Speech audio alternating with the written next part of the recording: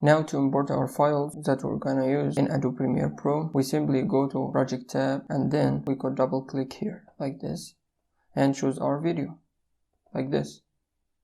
Or we can delete that, hit delete, and then we can drag and drop like this. We can drag and drop like this. This view is called list view, but there is another view which is called icon view like this. From here, you could choose icon view or list view, whatever you like. And to start editing our video, we simply drag and drop it here in the timeline. And voila, we can start editing right now.